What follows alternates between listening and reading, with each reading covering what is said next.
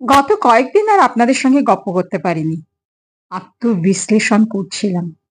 আমার এই চ্যানেলের পথ চলা নয় নয় করে ২ বছর পেরিয়ে গেছে। অনেক মানুষের ভালোবাসা পেয়েছি। বন্ধু হয়ে পাশে দাঁড়িয়েছেন অনেক মানুষ। এরকম একটি একলা চলরে চ্যানেলকে সাবস্ক্রাইবও করেছেন ২২,০০০-এরও বেশি মানুষ। পজিটিভ বা ইতিবাচক কমেন্ট করেছেন। এই তো আমার পরম প্রাপ্তি। গত কয়েকদিন যাবৎ বেশ কয়েকটি চ্যানেল ধারাবাহিকভাবে দেখলাম, যদিও কন্টেন্ট আমার সঙ্গে তাদের সম্পূর্ণ আলাদা। সাবস্ক্রাইবার কম হলেও ভিউজ কিন্তু যথেষ্ট ভালো। আর কি যত্ন করে প্রতিটি পর্ব তারা বানিয়েছেন। অনেক কিছু শিখলাম, উপলব্ধি করলাম।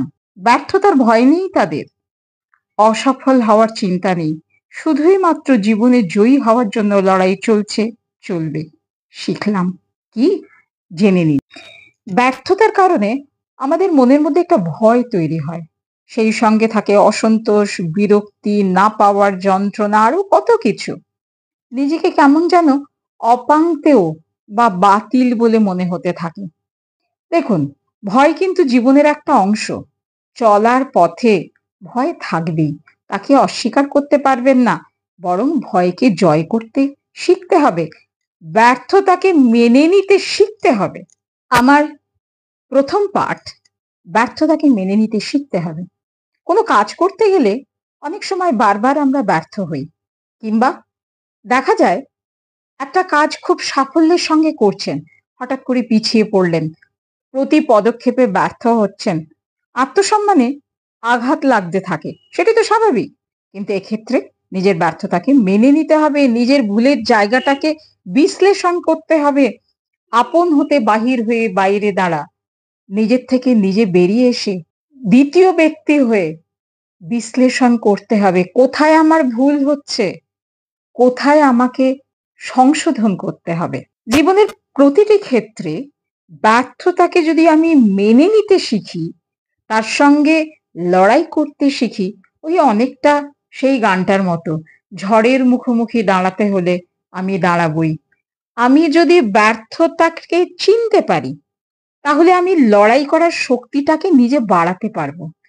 ভবিষ্যতে এইরকম কোনো পরিস্থিতি এলে আমি আর ব্যর্থতাকে ভয় পাবো না।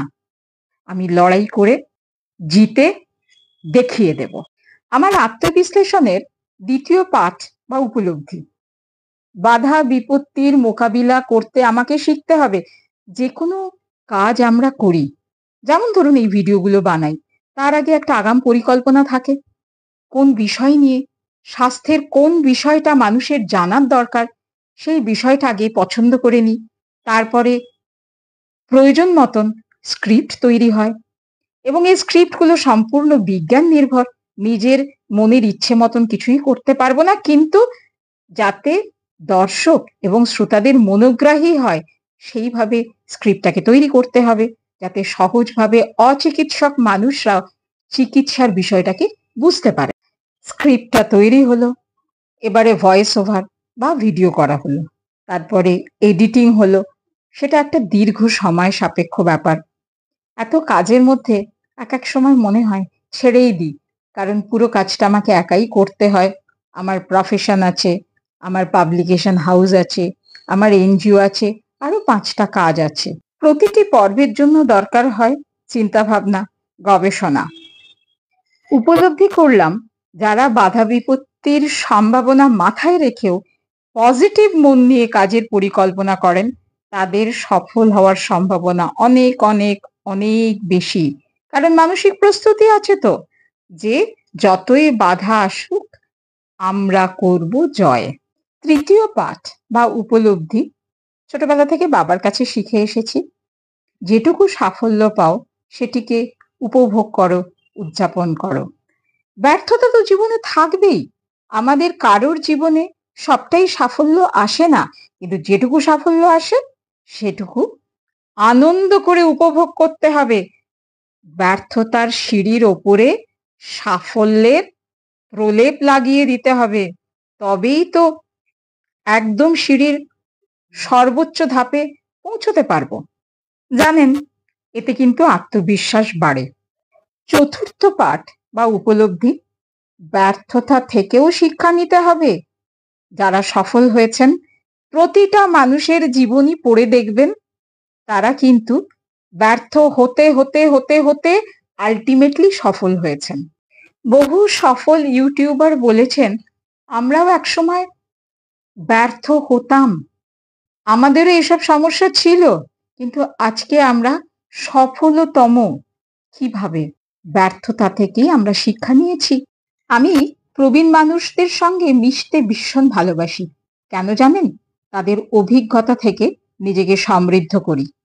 পঞ্চম পাঠ বা উপলব্ধি, ঘুরে দাঁড়ানোর মতন শক্তি রাখতে হবে। ব্যর্থতা জীবনে আসবেই, পড়া তো আসবেই, পড়লে তবেই তো আমি উঠতে পারবো। কিন্তু সেই ব্যর্থতাকে ধরে বসে থাকলে হবে না। ব্যর্থতা থেকে আমাকে শিক্ষা নিতে হবে। সেই শিক্ষাকে হাতিয়ার করে নতুন উদ্যমে প্রতিদিন নতুনভাবে কাজ শুরু করতে হবে প্রতিটা ক্ষেত্রে। যারা পড়াশুনো করছে, যারা কর্মজগতে রয়েছে, যারা ব্যবসা করছে এবং যারা ইউটিউবার, প্রত্যেকের ক্ষেত্রে একই কথা বলবো, প্রত্যেকদিন একটা নতুন সকাল আমাদের জন্য অপেক্ষা করছে। ব্যর্থতার কথা সেই মুহূর্তে ভাববো না, সাফল্যের সিঁড়ির দিকে তাকিয়ে থাকবো। রবীন্দ্রনাথ ছাড়া আমার ক্ষেত্রে আমি বলতেই পারি দৈনন্দিন জীবন অসম্পূর্ণ। তার ভাষাতেই বলি, ব্যর্থ প্রাণের আবর্জনা পুড়িয়ে ফেলে আগুন জ্বালো, একলা রাতের অন্ধকারে আমি চাই পথের আলো। যত কিছু ব্যর্থ, তার উপরেই আমাদের সাফল্যের ভিক্টরি স্ট্যান্ড দাঁড় করাতে হবে, সাফল্যের চূড়ায় উঠতে হবে। হ্যাঁ, সেজন্য নিশ্চয়ই চারপাশের পরিবেশ, পরিস্থিতি, মানুষজন একটা প্রচ্ছন্ন প্রভাব তো আছেই। সেটা অস্বীকার করি কি করে? একটা ইউটিউবার কিন্তু একা চলতে পারেন না, যদি না দর্শকরা থাকেন, যদি না সাবস্ক্রাইবাররা থাকেন। আমার পরবর্তী উপলব্ধি, নিজে যখন ব্যর্থ হচ্ছেন, অন্যেরা আপনার পাশ দিয়ে যোগ্যতা থাকুক আর না থাকুক, সাফল্যের সিঁড়ি বেয়ে তরতর করে উপরে উঠে যাচ্ছে। উঠুক, নিজেকে তৈরি করতে হবে। ভেঙে পড়লে চলবে না। আপনিও একদিন সাফল্যের চূড়ায় উঠবেন, উঠবেন এবং উঠবেনই।